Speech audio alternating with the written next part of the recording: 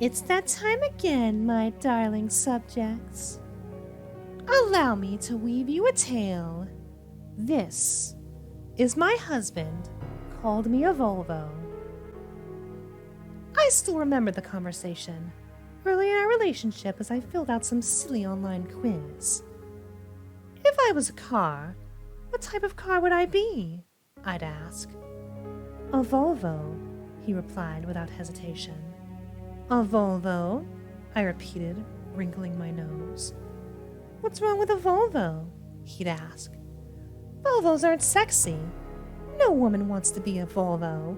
No woman wants her man to think of her as a Volvo. Pick a sexier car, something to get your heart racing, like a Ferrari. I laughed, playfully pushing him away. Nope, Volvos are classy, well-built, and most importantly, reliable, he'd countered, pulling me back. And who says reliability isn't sexy? I guess I lived up to the classification. Reliably for 14 years, the lunches were made, the house was cleaned, and our children were cared for. 13 of those years were damn near perfect, too. But in the past year, things began to slip.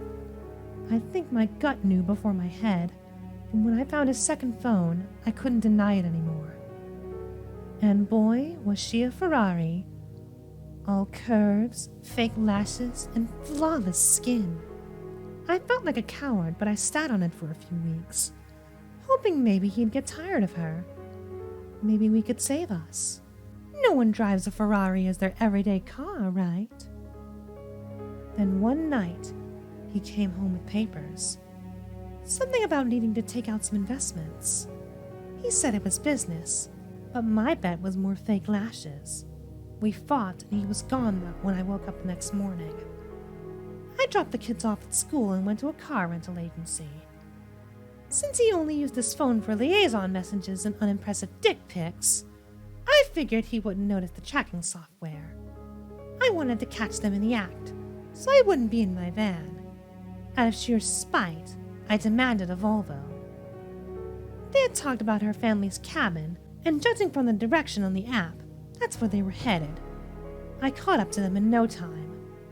After a while, it was just our two cars.